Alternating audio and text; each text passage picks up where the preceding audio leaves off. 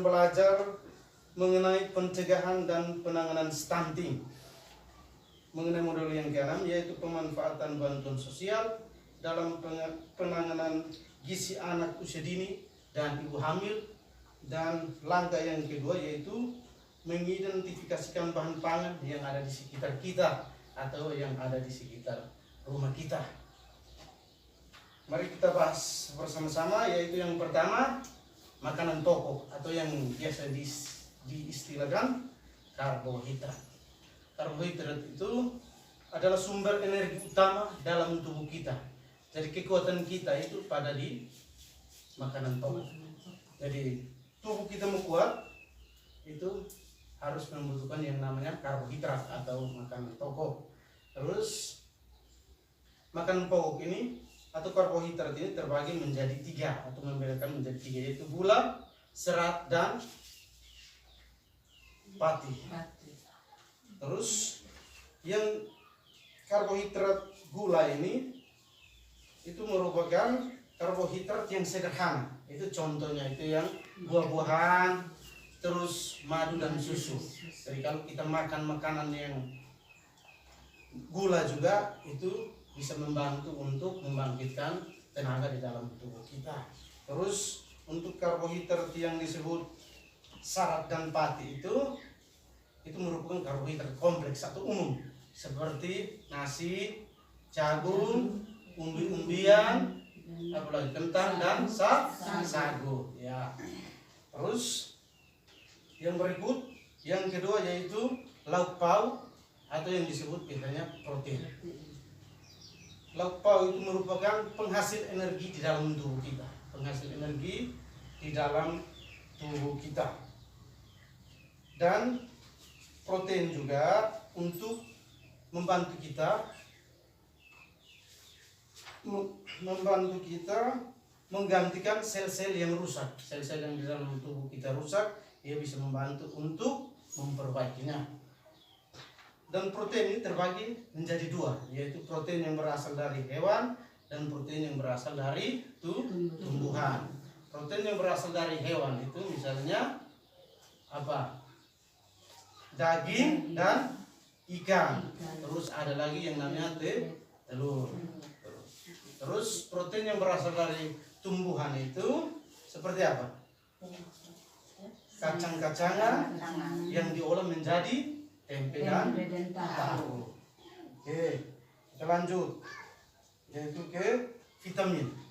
Vitamin dibutuhkan di dalam tubuh itu untuk mengatur fungsi tubuh dan mencegah penyakit. Contohnya itu adalah buah-buahan dan sayuran. Buah-buahan itu seperti semangka, apalagi pisang, apalagi pepaya. Terus sayur-sayuran itu seperti apa? Sayur-sayuran bayam, kangkung, apalagi?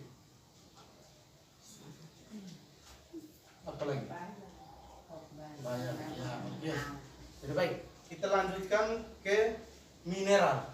Tubuh kita juga membutuhkan mineral untuk membantu dalam proses pembangunan sel di dalam tubuh kita. Mineral itu seperti apa? Ya, air minum. Dan kebutuhan air minum di dalam tubuh kita itu satu hari berapa gelas? 12 gelas. Memang sudah pintar semua. Oke, jadi baik, kita lanjutkan materi kita mengenai kandungan gizi bahan pangan yang ada di sekitar tempat tinggal kita. Sekarang kandungan gizi yang ada di sekitar kita. Yaitu yang pertama, makanan pokok atau karbohidrat, misalnya jagung tadi, nasi, terus apa lagi? Sagu, apa lagi? Umbi-umbian dan kentang. Nah, itu merupakan sumber energi dan dia punya manfaat itu untuk berpikir dan bekerja. Manfaatnya untuk kita berpikir dan juga kita bekerja. Terus yang kedua yaitu lauk pauk. Lauk pauk yaitu misalnya protein hewani itu ikan dan daging. Terus protein nabati itu kacang-kacangan, tempe dan tahu. itu merupakan zat pembangun dalam tubuh.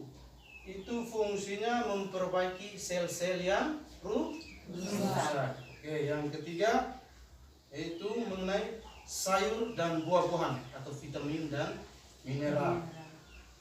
Itu merupakan proses kerja di dalam tubuh. Jadi dia berproses dan bekerja di dalam tubuh. Itu fungsinya untuk mencegah apa? Mencegah berbagai penyakit di dalam tubuh kita. Jadi baik Mama, sumber bahan pangan yang ada di sekitar kita itu diperoleh juga dari hasil pertanian, perkebunan, dan peternakan. Dari baik, mari kita bahas bersama-sama, yaitu yang pertama tentang makanan pokok atau karbohidrat. Pertanian ini misalnya yang ada di sekitar tempat tinggal kita. Kalau perkebunan ini yang kita dapatkan atau kita hasilkan dari kebun. Terus ada juga yang dihasilkan dari peternak. Baik, untuk yang pertanian ini biasanya kita di sini apa? Pertanian yang ada di sekitar tempat tinggal kita. Ini masih makanan pokok, karbohidrat. Itu biasanya apa? Jagung toh? Nah, jagung kan kita bisa tanam di sekitar tempat tinggal kita. Ya, terus apa lagi? Oke, kentang kan biasa kadang kita tanam di belakang rumah. Itu bisa kita dapat. Terus kita lanjut ke perkebunan. Perkebunan untuk makanan pokok itu biasanya apa?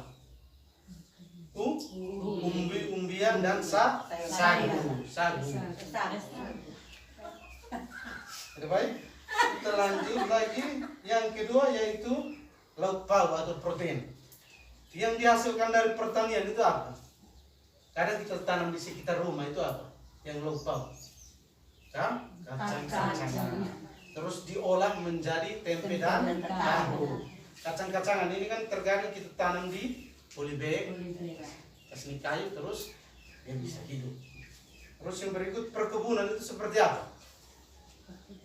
Perkebunan bisa jamur lah, itu bisa teke jamur. Jamur kan kita bisa dapatnya di kebun toh. Ya. Terus yang berikut lauk pauk untuk peternakan ini yang ada di sekitar kita ini, misalnya sapi, terus apa? Kambing, ayam, terus ayam, telur. Kan yang ada di sekitar kita. Jadi kan kita di rumah ini kan pelihara sapi, kambing, ayam, ya toh? Oke, baik, mari kita lanjut lagi ke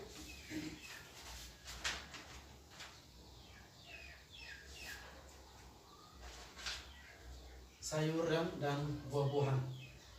Kalau sayuran untuk pertanian itu yang bisa kita dapatkan, kita hasilkan di sekitar tempat tinggal kita itu yang seperti apa? Sayuran.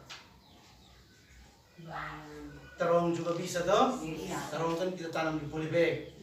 Terus yang sayur picai. Terus apa? Daun kelor toh? Daun kelor kadang tanam di belakang rumah.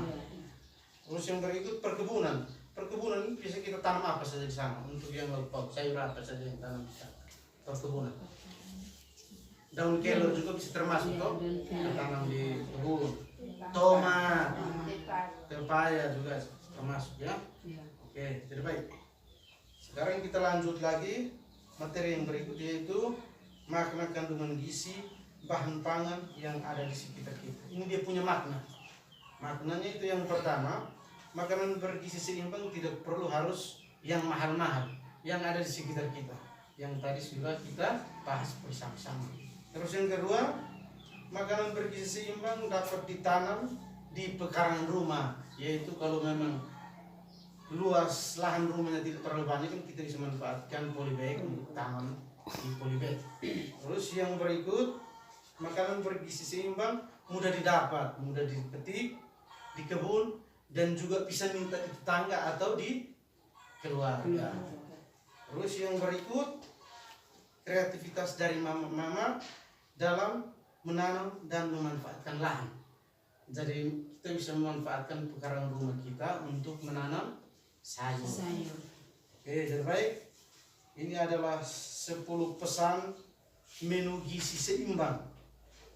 Yaitu yang pertama, kita harus bersyukur dan menikmati aneka ragam makanan yang ada di sekitar kita. Terus yang berikut, banyak makan buah dan sayuran. Jadi kita harus makan buah banyak dan juga sayur-sayuran. Terus yang berikut, biasakan mengkonsumsi lauk pauk yang mengandung protein tinggi. Terus yang berikut, batasi konsumsi makanan yang manis, terus asin, dan yang berlemak.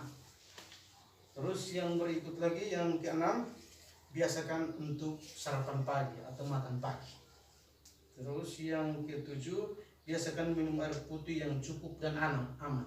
Air putih ini yang dimaksudkan air yang kita masak, mendidih, baru bisa dikonsumsi. Terus yang berikut, lakukan aktivitas fisik yang cukup. Jadi mama biasanya kalau di desa seperti ini, biasanya sekarang kita ke kebun, jadi itu merupakan salah satu aktivitas fisik yang cukup. Terus yang berikut, yang ke-9, biasakan membaca label pada kemasan makanan atau pangan. Supermi itu bacakan dia punya kemasan. Terus yang makanan ringan untuk anak-anak itu coba dibaca masa berlakunya kapan, habisnya kapan. Terus yang berikut, cuci tangan pakai sabun pada air yang mengalir. Jadi harus membiasakan diri. Yang malas atau yang kadang tidak mau, harus membiasakan diri mulai dari sekarang mencuci tangan pakai sabun pada air mengalir dan bersih. Sudah baik? Mungkin sampai di sini mama dong bisa mengerti? Bisa mengerti? Bisa. Oke, kalau memang sudah mengerti, saya harapkan mama harus mempraktekkan di rumah bersama keluarga kita masing-masing. Bisa? Bisa. Oke, sudah baik. Mungkin materi kita sampai di sini, dan terima kasih kepada mama yang sudah bersedia meluangkan waktu untuk mengikuti kegiatan kita pada hari ini. Selamat sore untuk kita semua. Selamat sore.